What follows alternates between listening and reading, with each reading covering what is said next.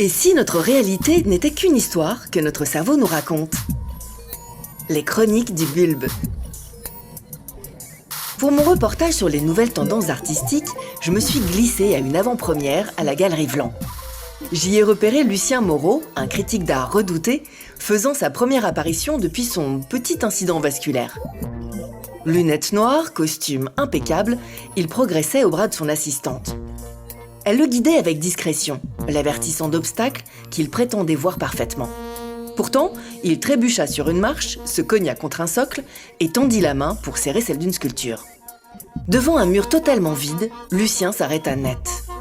Il se mit à commenter avec enthousiasme une œuvre extraordinaire, décrivant des couleurs éclatantes et des formes audacieuses, là où il n'y avait que du blanc. Dubois, l'artiste toujours à la bourre, qui n'avait pas encore déballé ses toiles, observait la scène avec stupéfaction. L'enthousiasme de Lucien attira l'attention. Un premier collectionneur s'approcha, puis un second. Bientôt, une petite foule se pressait devant le mur vide. Une femme sortit ses lunettes pour mieux voir, un homme recula de 3 pas, plissa les yeux et hocha gravement la tête, il venait de saisir le concept. Quand un collectionneur demanda le prix à Dubois, l'artiste hésita un instant avant de murmurer un chiffre astronomique. Loin de le dissuader, cette somme déclencha une véritable frénésie, les enchères montèrent, l'échiquier s'ouvrirent. Dubois devint célèbre pour son minimalisme transcendantal et se contenta d'encaisser l'échec. Quant à Lucien, le critique d'art, il continue de voir des chefs-d'œuvre invisibles, guidé par son assistante à travers un monde qu'il ne perçoit plus, mais que, grâce à lui, tout le monde s'efforce désormais d'imaginer. Cette histoire illustre un cas d'anosognosie, où le cerveau refuse de reconnaître un déficit pourtant évident, qu'il soit visuel, comme dans notre histoire, moteur ou cognitif. Il ne s'agit pas d'un déni psychologique, d'une forme de protection contre une réalité trop douloureuse. C'est une véritable incapacité neurologique à percevoir son propre déficit. Ce terme vient du grec a, sang, nosos, maladie, et gnosis, connaissance, et désigne littéralement l'incapacité à reconnaître sa propre maladie. L'anosognosie peut prendre différentes formes selon la région du cerveau qui est affectée. Le cas du critique d'art, Lucien, illustre une forme spécifique d'anosognosie visuelle que les neurologues appellent le syndrome d'Anton. Des patients devenus aveugles suite à des lésions du cortex visuel, mais qui restent persuadés de voir parfaitement.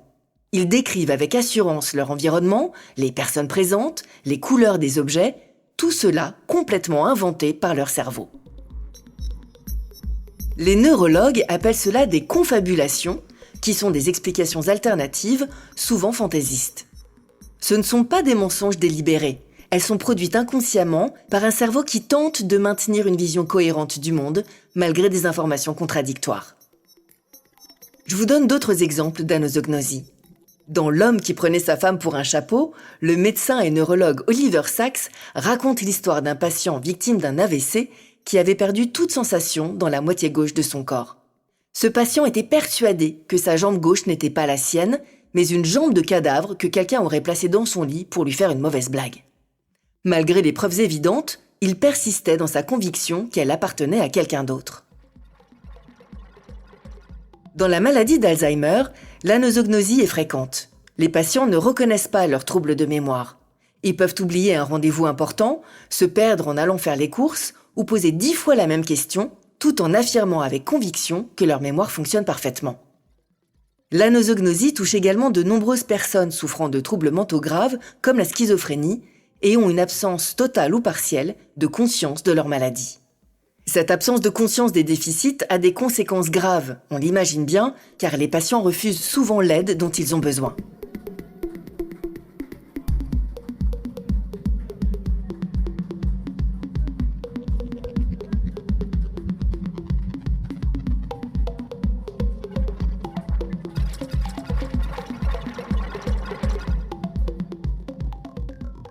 Mais comment expliquer que notre cerveau puisse nous tromper aussi fondamentalement sur notre propre état ?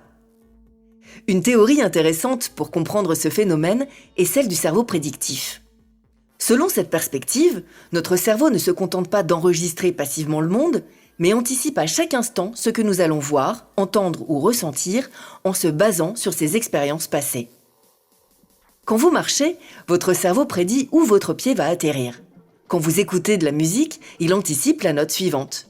Quand vous attrapez une balle, il prédit sa trajectoire. Et notre cerveau ne se contente pas de faire des prédictions, il les compare en permanence avec la réalité. Si une prédiction est fausse, il génère un signal d'erreur et met à jour son modèle. C'est ce système qui nous permet d'apprendre et de nous adapter. Mais dans l'anosognosie, ce système est perturbé. Le cerveau continue de prédire que le corps fonctionne normalement, mais il ne peut plus générer ces signaux d'erreur qui lui permettraient de corriger ses prédictions erronées. La personne reste ancrée dans ses capacités d'avant la maladie et est incapable d'intégrer les changements survenus. Xavier Amador, qui est spécialiste de l'anosognosie, décrit ce phénomène comme un concept de soi bloqué dans le temps. Et c'est face à cette réalité qu'il ne peut pas intégrer que le cerveau produit les fameuses confabulations dont nous avons parlé tout à l'heure, étant ainsi de maintenir une vision cohérente du monde malgré des informations contradictoires. Mais la question que je me pose, c'est si, à une échelle plus subtile évidemment, on ne serait pas tous susceptibles de créer des explications pour donner du sens à certaines de nos expériences. Et là, on va parler de biais cognitifs.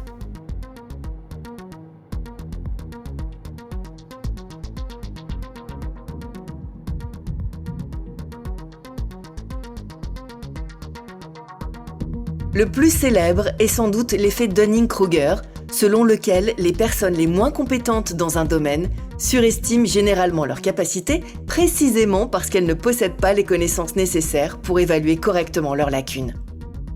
L'ignorance engendre plus souvent la confiance que le savoir, comme l'écrivaient Dunning et Kruger. Considérez ces situations quotidiennes. Nous sommes convaincus d'être des conducteurs au-dessus de la moyenne.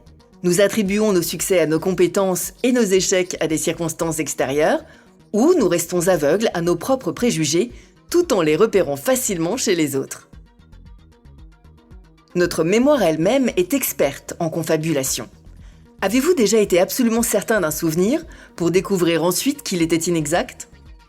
Des études montrent que chaque fois que nous nous remémorons un événement, nous le reconstruisons.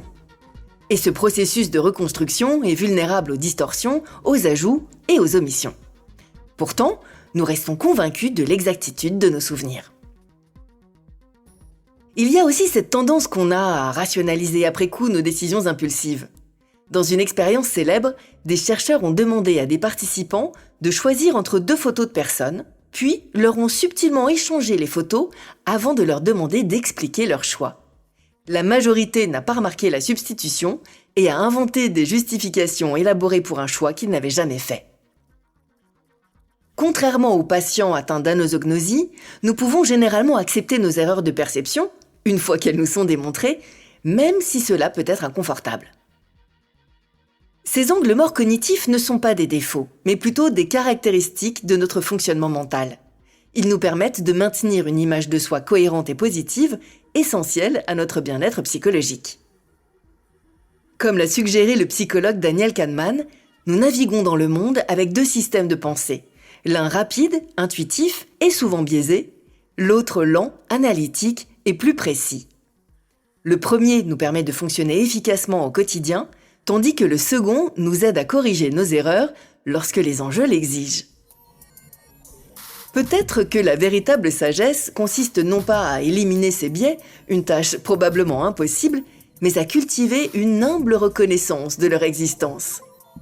Socrate ne disait-il pas que le commencement de la sagesse est la conscience de notre ignorance ? En tout cas, moi, le peu que je comprends, c'est que mon cerveau me raconte souvent des histoires.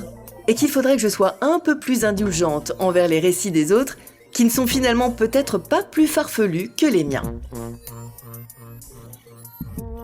Et si ce que nous appelons réalité n'était qu'une confabulation collective, un récit partagé que nos cerveaux élaborent ensemble pour donner un sens à l'insondable mystère de l'existence.